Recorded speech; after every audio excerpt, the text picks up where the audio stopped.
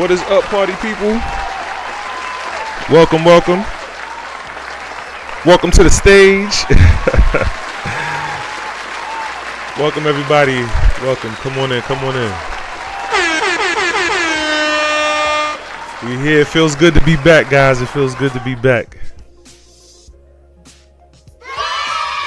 All right. I want to thank you guys for tuning into this multi-million dollar stream. I'm Kev Prosper, founder and CEO of Prosperity, selling travel and wellness consulting, merchandise, and media that teach people how to master their mindset and live life on their own terms.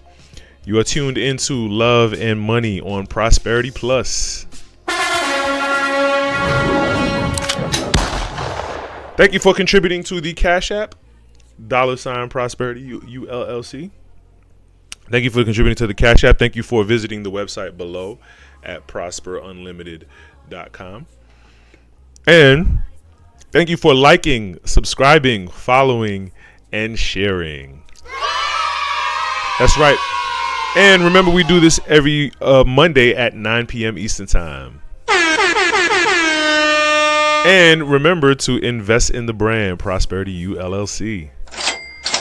Build wealth, travel boldly, live royally. All right. Woo. Pressing matters, man. Pressing matters. Shout out to Yolanda Blackshire on TikTok. Please tap the screen, TikTok. Give me some likes. Give me some likes. The more likes I get, the more people can see this. All right. Get me out there, guys. Like, subscribe, follow, and share. All right. I need you guys to share this. All right. All right. So let's get to it. Pressing matters. So I wouldn't say I'm dedicating the show to this topic, but I feel like it's a very serious topic, and it's serious on many levels. Without any further ado. No pun intended. No pun intended. But I'm quite ambivalent on this topic right here. And I want to break it on down so that it can forever and consistently be broke. All right. This gentleman, I knew nothing of. Well, I've heard of Nick Fuentes. I was like, who is this guy? who this? What the fuck? You know what I'm saying? People were like, casually with no caption, just posting his pictures on their timelines. I'm like, okay, all right, who is this guy, right? Then I got to looking him up. Looking him up, and it's funny. This girl, she did a TikTok, and she was like, I don't want my channel to get banned, so I'm not going to use any words. And then it was just facial expressions and sound effects. And you kind of felt what she was trying to say. But I think I feel that, though. I feel the same way. It's like,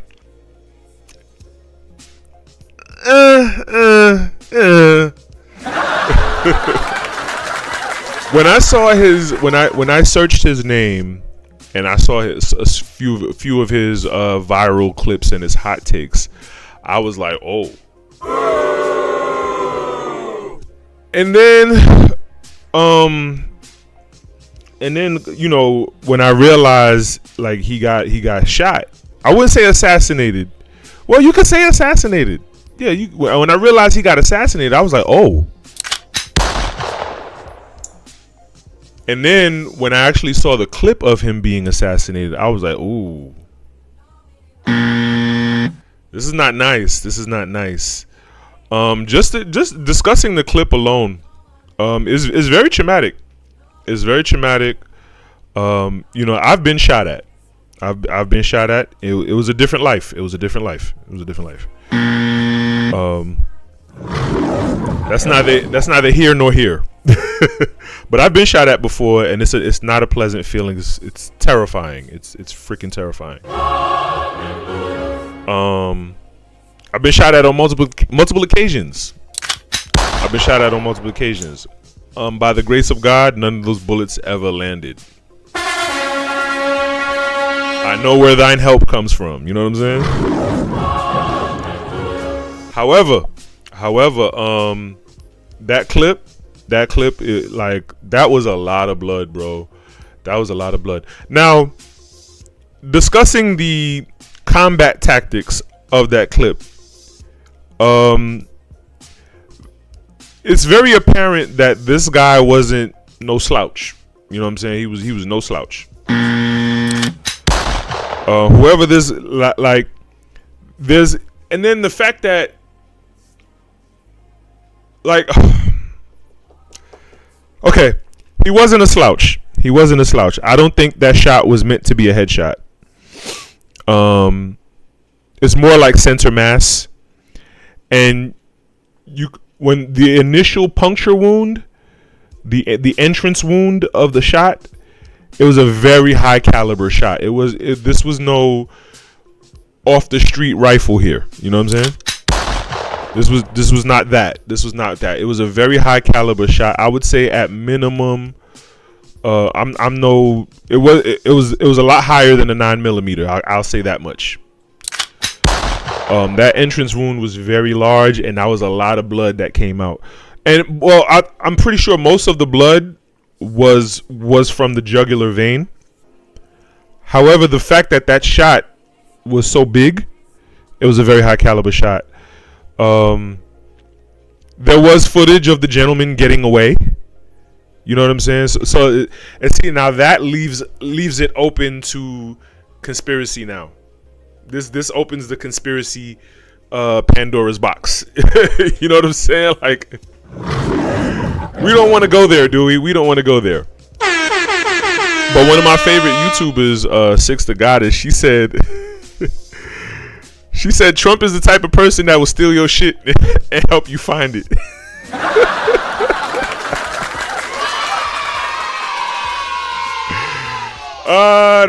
That sent me. I was going when she said that shit. The type of person that steal your shit and help you find it. Now, if you from the hood, you know. If you from the hood, you know. But on a serious note, first of all, I was like, well, okay, this was a serious topic. It was a serious matter. It was it sent shockwaves throughout a lot of circles, right? But why was it like important enough for Trump, for the actual president, to give a speech on it or give a saying on it? And I do feel like it was very, I think him giving a speech was more for the not so much for, it's all politics, right? But it's more for the optics of it. Like, dang, this is his base. His supporters are the same people who supported me, and if I don't speak on it, if I don't show some sort of salute to it, or some sort of hats off to the situation, then I'm gonna look heartless, and they're gonna turn against me. And this is and that base is my strongest base while in office.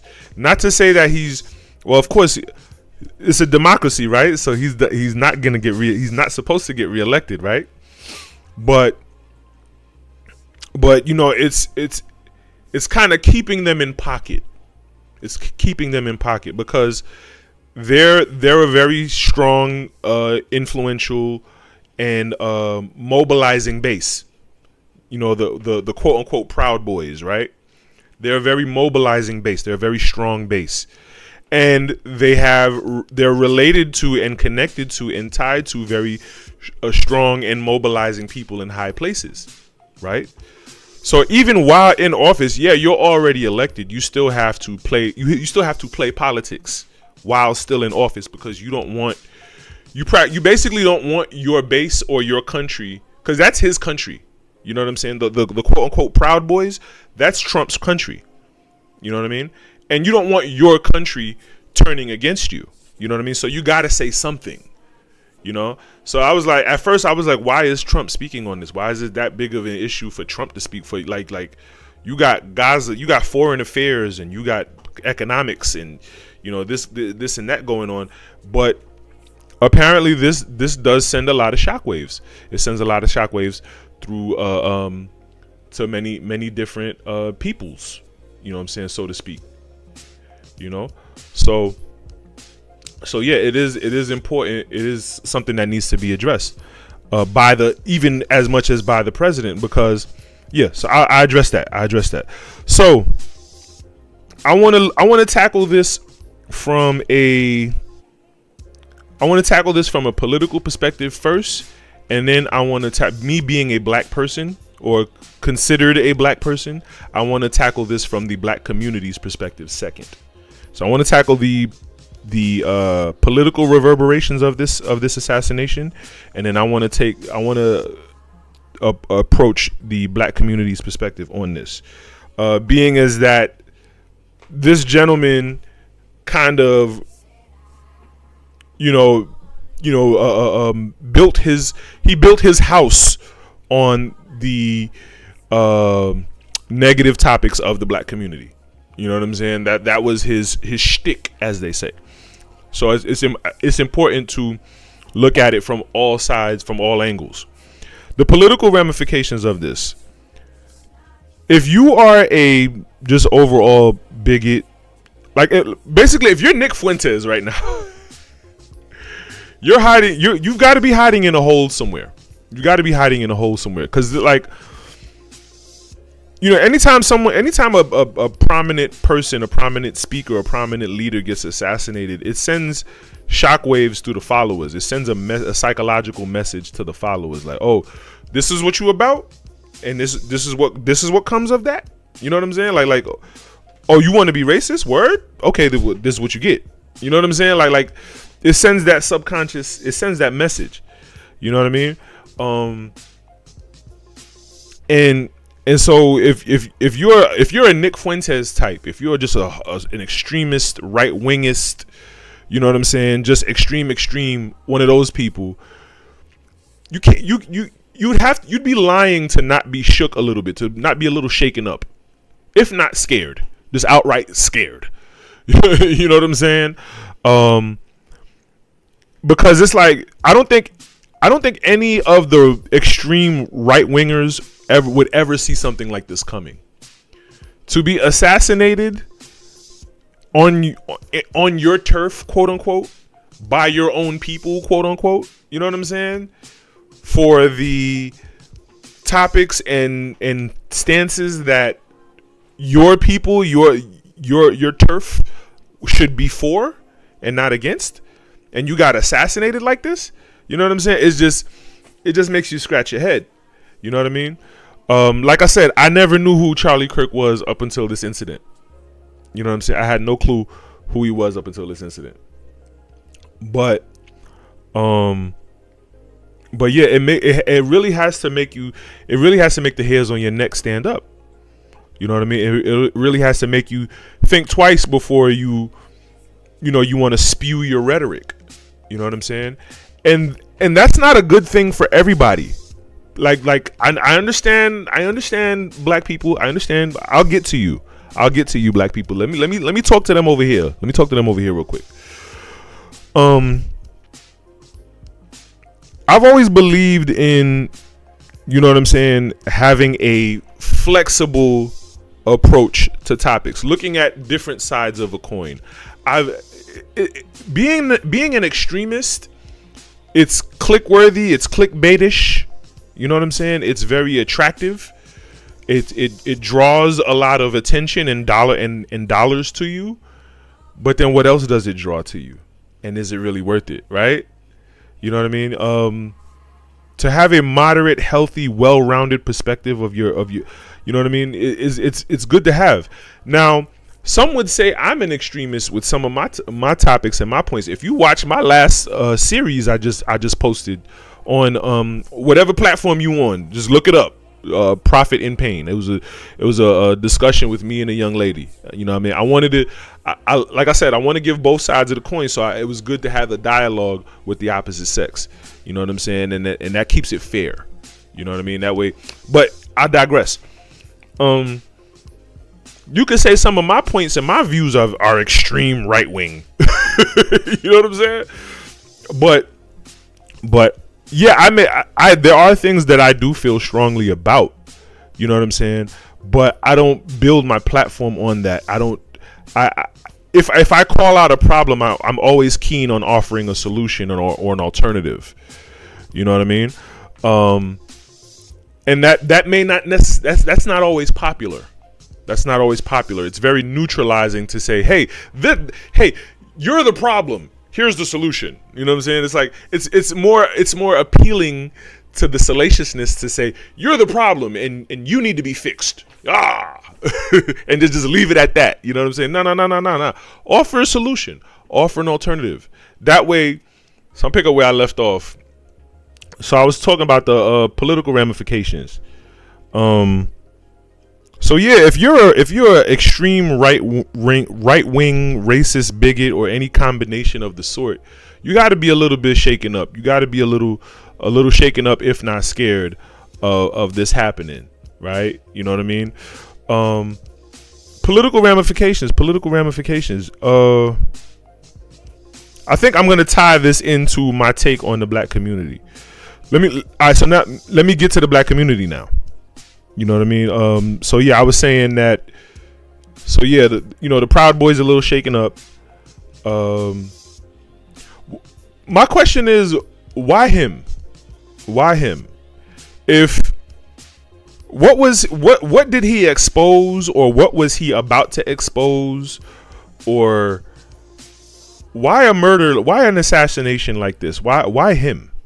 You know what I'm saying? What was he on the precipice of that was going to ruffle someone's feathers to have him assassinated in this way?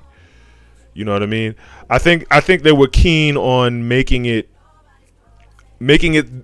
so ironic that it would be so far removed from anyone else to be at hand behind this. You know what I'm saying? Like, that's what it seems to me. It seems to be they just have to make it so ironic that he gets, that this happens on their turf by their people, to just be so far removed. So whoever could be at fault, you would never think, right? It's just odd to me. I never heard of this person before this incident happened. Now, the black community's take on it. Okay, he talks down on. I saw the little clip where he talked about, wow, if I boarded a plane and my pilot was black, like, you know what I mean, like.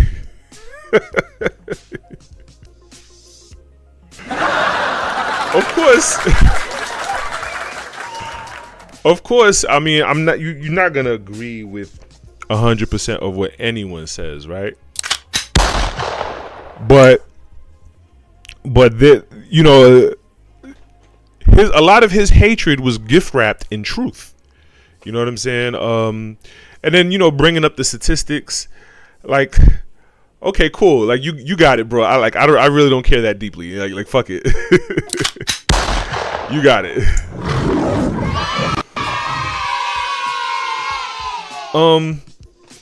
Yeah, I just don't have the breath, the wind, the energy to go back and forth. Like I'm not on the debate team whatsoever. I'm not that guy. I'm not that guy. You know what I mean? But if you're a black person and you're hearing this guy, the way he talks about black people, it's like, you know what I mean? So for something like this to happen, you're like, okay. You know what I mean? And I get it. My first instinct was to call those people stupid, and I'll get to the reason why. But I do get it. I do get it though. Yeah, and then I seen clips of black people talking about, oh, F him and his kids and his wife and his kids. Oh, he's gonna imbue that same ideology on them too. F him, F and them. You know what I mean? It's that same energy. It's that same energy. You just all you doing is furthering the cycle. And I think this is what a lot of people misconstrue about Martin Luther King's message. You know what I'm saying? Low key, a lot of people think Martin Luther King's message was about being a punk. You know what I'm saying? You missed the point. You missed the point. His message was about creating a new momentum. His message was about alchemizing energy. You know what I'm saying? And channeling and directing that energy and transmuting it to what it is that you want. You know what I mean? To what it is that we all want intrinsically in our souls and in our spirits. You know what I'm saying? We all want to be judged by the content of our character and not the color of our skin. We all want that, right? We all want, we all want to get along and get together as one and unify as a people. We all want that intrinsically in our souls. This is why no matter how racist you may be, or no matter how much of a bigot or how much of a separatist or supremacist you may be, you still say good morning when you see your fellow man. On a typical average day, you still wave and you still use your manners and say hello, right? Because at the end of the day, that's what your soul wants. It's what your spirit wants. The quote unquote golden rule, right? Treat others as you want to be treated. You know what I mean? And so yeah, like all bigotry aside, yes, we all want that in our spirits, in our humanity. As humans, we want that. You know what I mean? And that was the core of Martin Luther King's message, and that's what a lot of people missed. You know what I mean? So for you to feel, you have every right to feel the way you feel about his bigotry. You know what I'm saying? You have every freaking right. You know what I'm saying? Rack it up. 777. You got every right to feel that. You know what I mean? But a critical mind, someone who can think critically and who can think logically, will say, you know what? I have a right to feel that way, to feel how I feel about his takes, but he has just as much of a right to feel that way too. You know what I mean? And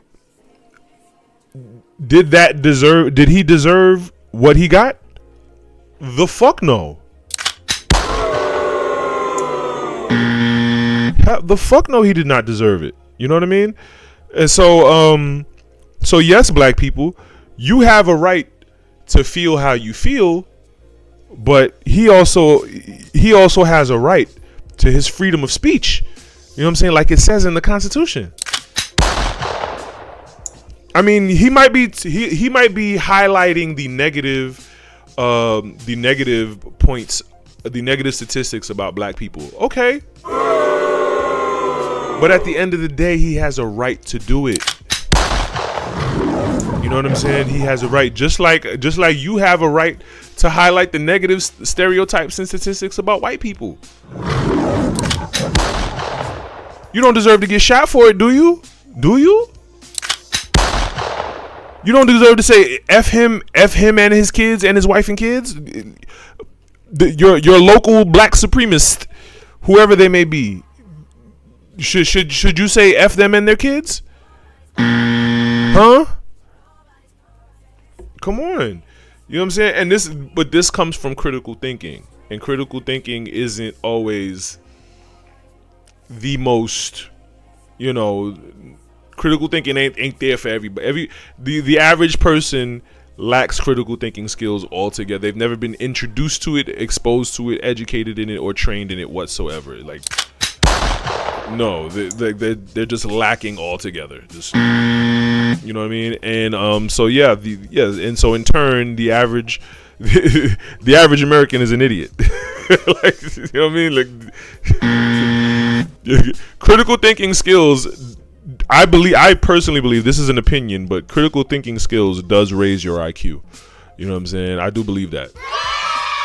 Now, you can scientifically back it if you want. That's cool. You can do that. You know what I mean? But yeah, so black people, I get it. Black people, I get it. Black people, I get it. But if you can kill him for his viewpoints and his, you know what I'm saying, and his if you can kill him for his viewpoints, who else can you kill, right? It's open season, is it? Right? Is this what we doing? Is this what we doing? Is this what we want? We want to just kill people for their points of views? Regardless of whether you agree with them or not? Because you could agree with somebody, all those black people who celebrated. You could agree with them. You could agree with whoever, whatever black supremacist, pro-black, whatever, and they get shot. What about that? That's what you want? That's what you want? Because that's what you're asking for when you celebrate his death. When you celebrate his death, that's exactly what you're doing. So yeah, black people, rethink what you think. Rethink what you think. You know what I'm saying? I think I kind of, I was gonna say beat a dead horse, but no pun intended. No, we're not doing that. But I think I kind of laid that down quite flat. You know what I'm saying? In all fairness, this does send political shockwaves throughout the country. You know what I'm saying? Like I said, I never heard of this man till this incident. I never seen any of his clips till this incident. You know what I'm saying? And then this is what he's getting killed over. You know what I'm saying? No. And so, in all fairness, R.I.P. to him. Condolences to his wife and kids and all of his surviving family. You know what I'm saying? And to all of the black people who are celebrating, and who don't realize the political ramifications of this and how it comes right back around and affects them too. Fuck you. You're a fucking idiot. You know what I mean? And to all of the black people who understand the political ramifications, be steadfast. You know what I'm saying? Keep your head on the swivels. You know what I'm saying? Stay on your toes and stay woke. You know what I'm saying? For all the enlightened black peoples, stay woke. You know what I mean? Because I don't think anything can be the same after this. I don't think there's a lot of things out there that cannot be the same after this. And what we in? We approaching 2026. You know what I'm saying? We approaching 2026. We approaching 2026. The next election is in 2028, right? Am I right? Yeah, it should be. And yeah, I like whatever presidential candidates they choose and whoever they choose to elect, as they say. I don't know what politics will look like post this incident and post Trump. I really don't. A lot is up in the air and a lot is real shaky and scary looking. You know what I mean? So black people, enlightened black people who aren't idiots and who do understand, and the white people who do understand. Pray for America. Pray for America, man. Pray for America. This country needs every bit of prayer that it can get. You know what I mean? Because within these past 5 years, shit. These past, wait, has it been 5? Wait, yeah, these past 5 years have been, bruh. These past 5 years have been a lot, and I'm not even 50 yet. So yeah, pray for America, man. I'm gonna end the show on that note. So yeah, you guys have been awesome. I want to thank you guys for tuning into this multi-million-dollar stream. I'm Kev Prosper, founder and CEO of Prosperity. Selling travel and wellness consulting, merchandise, and media that teach people how to master their mindset and live life on their own terms. You are tuned into Love and Money on Prosperity Plus. Thank you for contributing to the Cash App, $Prosperity ULLC. Thank you for visiting the website below, prosperunlimited.com. And thank you for liking, subscribing, following, and sharing.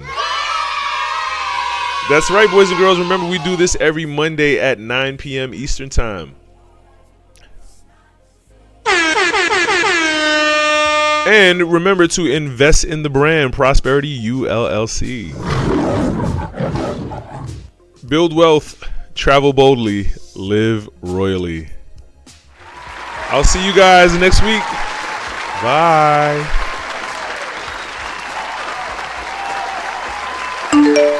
Be sure to shop Amazon with Prosperity ULLC. Link in the description.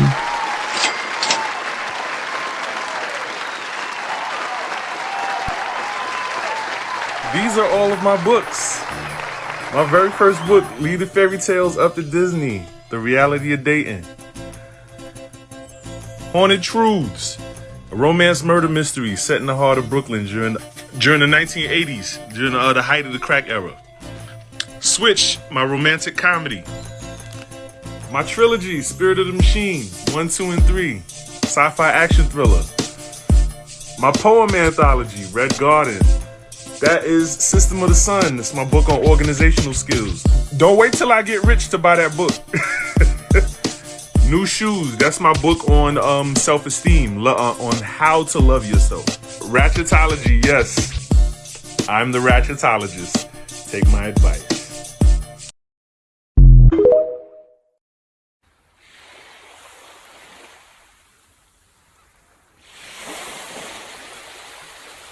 Visit prosperunlimited.com and click travel to book your next vacation.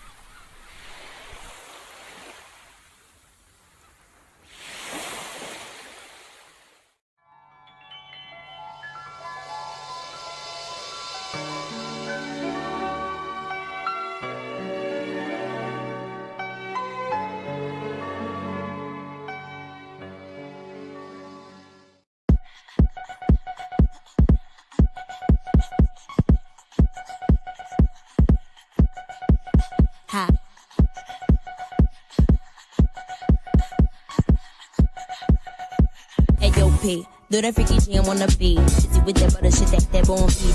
Did you double do that song sing? Flicky sticky with some butter, sit that phone sing. If you cheeky cheddar chuck, I get her own cheese. And so chicken with that head, or this bitch that won't be with the official with that whole sleeve. Let these heat the wish that with that long. I got racks at ATM jam. Tell me what you wanna do. I got racks at ATM jam. Tell me what you wanna do.